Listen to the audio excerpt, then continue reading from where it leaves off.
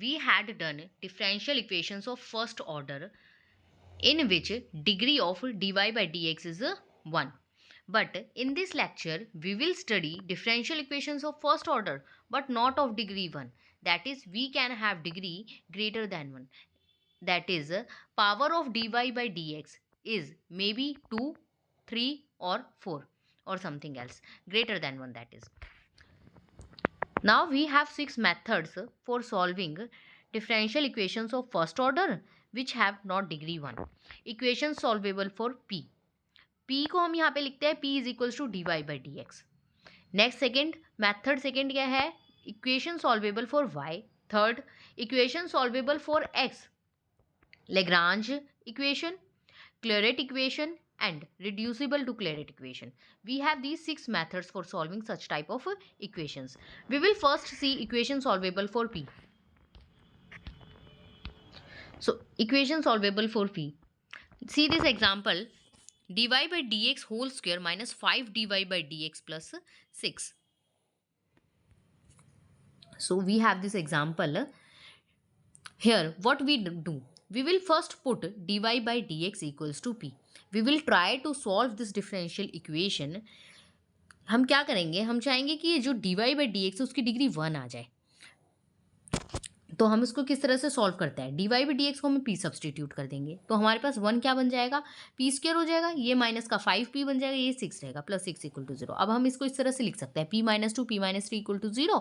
अब p क्या है, dy by dx equals to 2 हो जाएगा. वाई, p तो dy by dx है, ठीक है. यहाँ से देखिए p dy by dx है तो p minus 2 equal to 0, that is dy by dx equals to 2.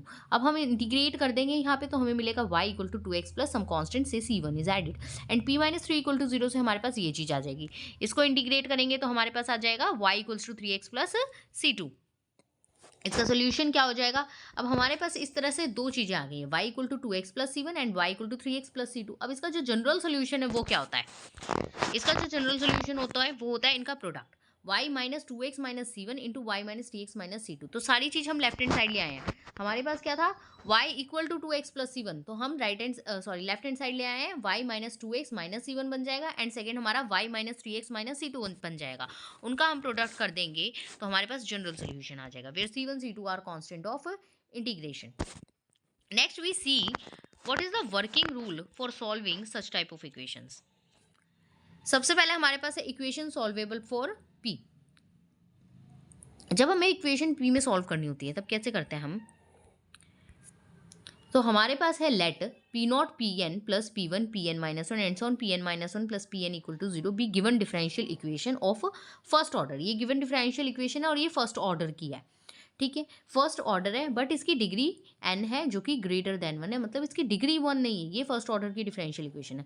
यहाँ पर ये p not p1 p2 and so on pn जो होती हैं, ये pn माइनस 1, ये सब क्या है? ये कोई फंक्शन है जो कि x और y में हो सकते हैं, ठीक है. और ये जो p है, p की पावर n है, तो ये dy by dx की पावर n है. तो यहाँ पे ये जो स्मॉल ये जो हमारे पास p है ये dy by dx है. उसी तरह से अगर मैं p स्क्वायर की बात करूँ तो वो dy by dx का होल स्क्वायर है एंड सो ऑन, ठीक है. अभी हो गया. Then the given differential equation is solvable for p. अब इस तरह की हमारे पास है. अब इक्वेशन p के लिए सॉल्वेबल कब होगी? जब हम क्या करेंगे, हमारे पास डिफरेंशियल इक्वेशन होगी, हम उसको कुछ ना कुछ फर्दर रिड्यूस करने की कोशिश करेंगे, ठीक है. p को dy by dx लिखेंगे और फर्दर सॉल्व करने की कोशिश करेंगे. जब इक्वेशन सॉल्व करने के बाद कुछ इस तरह की फॉर्म की आ जाती है हमारे पास कि p में minus some function of x y आ जाए, मल्टीप्लाई विथ p में minus function of x y आ जाए, p minus function of x y आ जाए इक्वल टू 0, इस तरह का आ जाए, ठीक है. तब हम क्या करते हैं, हर एक इस टर्म को इक्वल टू 0 लिख देंगे, इक्वल टू 0 रख देंगे, इसको भी इक्वल टू 0 रख देंगे और उसके बाद हम सॉल्व करेंगे. क्या होगा, इक्वल टू 0 रखने के बाद we obtain n equations of first degree and first order. तो हमारे पास इस तरह से एन इक्वेशंस मिल जाएंगी. फर्स्ट ये इक्वेशन मिल जाएगी हमें,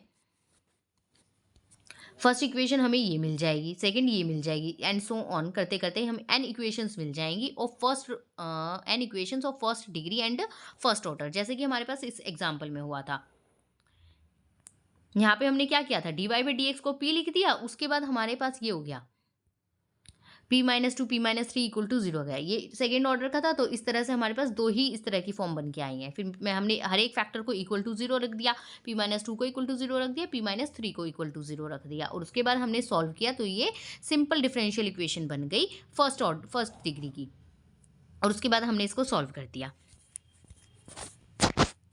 तो यहाँ तक हो गया है। फिर है हाँ, तो इस तरह से आ जाएगा।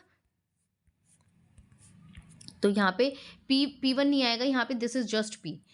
उसी तरह से यहाँ पे भी ये P है, क्योंकि P तो एक ही है, P divide by d x है। So P minus f one x y equal to zero, P minus f two x y equal to zero. इस तरह से हमारे पास आ जाएगा। हर एक फैक्टर इक्वल टू जीरो रखेंगे, हम सॉल्व करेंगे तो P equal to f one x y हो जाता है, P equal to f two x y हो जाता है। उसके बाद हम क्या करते थे, इंटीग्रेट। जब हम इंटीग्रेट करेंगे तो P क्या था हमारा, P है d y by d x. ठीक है, तो हमारे पास d y by d x जो है वो equal to some function of x y है। तो function of x comma y से कह दिया हमने एक्स इंटू वाई है। ठीक है, एक्स इंटू वाई हो सकता है, जस्ट एक्स हो सकता है, या वाई भी हो सकता है, सिंपली कोई कांस्टेंट भी हो सकता है। जब हम इसको इंटीग्रेट करते हैं तो हमारे पास क्या आएगा, कोई एक्स आएगा, वाई भी आएगा, और एक कांस्टेंट ऑफ इंटीग्रेशन इन्वॉल्व होगा।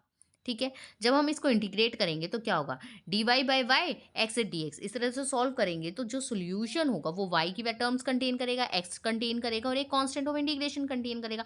सो इंटीग्रेट करने के बाद हमें क्या मिलता है, phi of x y c equal to zero, यानी function of x y c मिलेगा। सिमिलरली यहाँ पे function of x y c मिलेगा।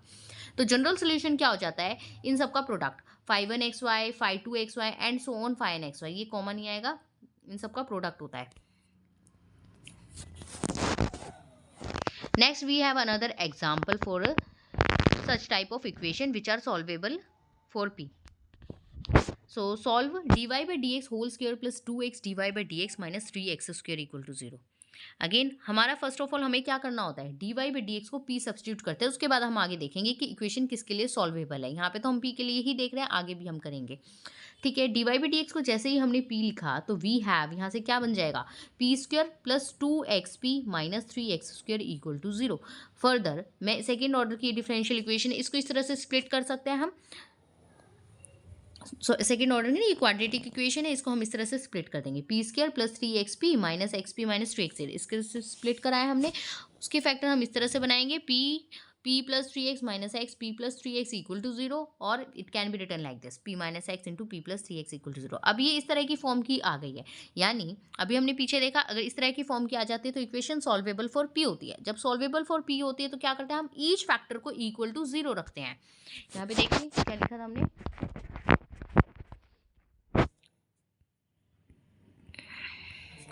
हाँ, जब इस तरह की फॉर्म आ जाती है तो इक्वेशन सॉल्वेबल फॉर पी होती है। तब हम क्या करते हैं, each factor equal to zero, हर एक फैक्टर को इक्वल टू जीरो रखते हैं, तो हमें एन इक्वेशंस मिलती हैं of first degree and first order.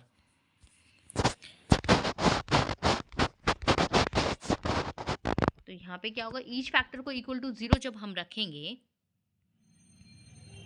So p minus x equal to zero रख देंगे हम यहाँ से, और p plus three x equal to zero रख देंगे। p minus x equal to zero, p मतलब d y by d x, और minus x equal to zero that is d y by d x equal to x हो गया, और d y equal to x d x हो गया। Integrate कर दिया हमने तो ये मिल जाएगा, y minus x square by two equal to zero. उसी तरह से p plus three x equal to zero है, तो d y by d x plus three x equal to zero, क्योंकि पी की जगह हमने d y by d x रख दिया है, और d y equal to minus three x d x. On integrating we get this thing. General solution क्या होता है, उन दोनों का प्रोडक्ट हो जाता है। तो सी वन को हम लेफ्ट हैंड साइड ले आएंगे तो ये हो गया y minus x square by two minus c one equal to zero, and y plus three x square plus three x square by two minus c two equal to zero. तो इसका general solution निकल के आ गया। सो इस तरह से हम solve करते हैं equation solvable for p, where c one c two are constant of integration.